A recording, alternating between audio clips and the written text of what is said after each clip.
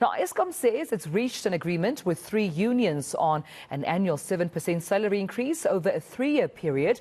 It further says the agreement will be effective from next month for non-managerial employees. Now, the power utility has expressed gratitude to all parties involved for their commitment to this process. But for more on this, we're now joined by Solidarity's General Secretary, Gideon du Plessis, joining me this morning right on Newslink. Thank you so much for your time and good morning to you.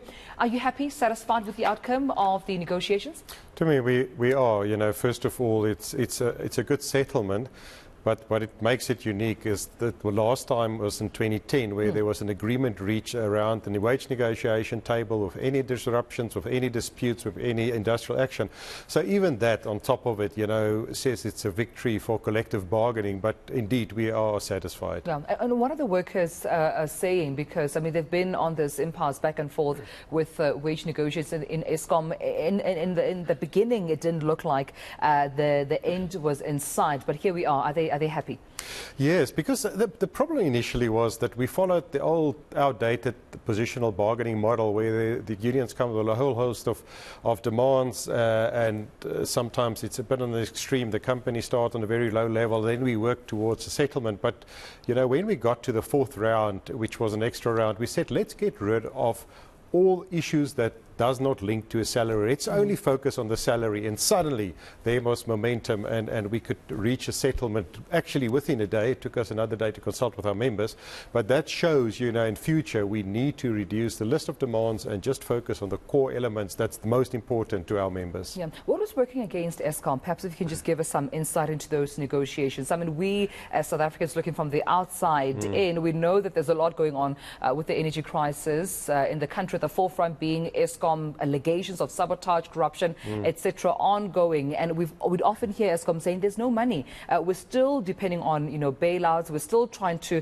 recuperate what's happening internally. But were they at a disadvantage in these negotiations? Indeed. Well, first of all, yes, they have that, their backs against the wall, but also they were not well prepared initially in the first 2 rounds, and that actually aggravated the situation. But when they came with arguments and say, but Eskom sit with a huge debt, we said debt. You see, our members did not create that debt. Yeah. Whatever they create, if they talk about the corruption, if they talk about the high diesel prices, and that we can throw the ball back to them and say, but go and resolve those things, because you said you can't give an increase because of debt, because of diesel prices, because of that. Now the workers must pay the price for it. So I'm sure there were also some political discussions behind the scenes. One to say it becomes a hot potato, we cannot resolve it around the wage negotiation table, but also from a political point of view, I think there's also a need for stability in the country. But in the end, you know, when we started to build trust, when we started to stop grandstanding, when we started talking about small groups talking to each other, not in a big plenary, suddenly there was progress. So the end result was that we realized that we need to take these lessons into the next negotiations in 2026.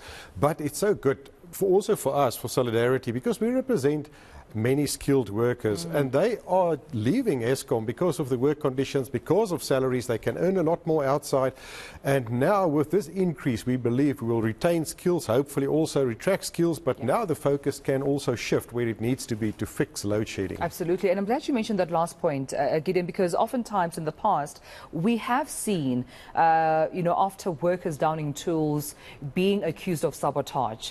Was this going to be the next step for the workers if there wasn't an increase, or rather, you know, an agreement reached in this regard? Were they going to down tools? Were they going to leave Eskom? Those skills that we need, were they in jeopardy?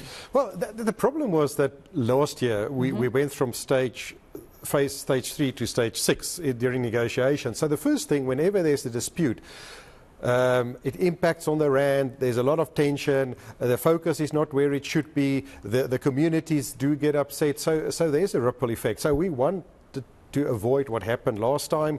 We didn't want that to happen, even though that it's not the workers, that there's also quite a lot happening, so it's easily to accuse the workers. So we had to avoid that.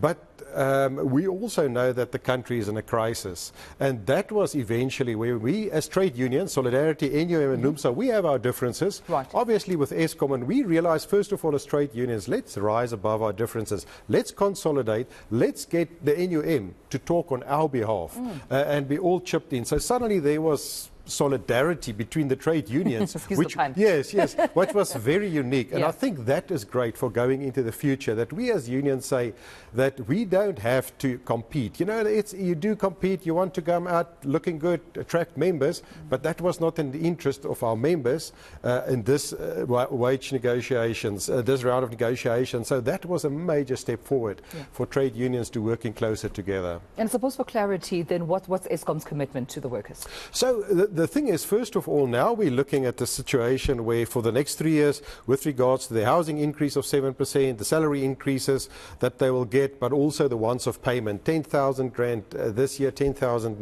next year. So there is that commitment.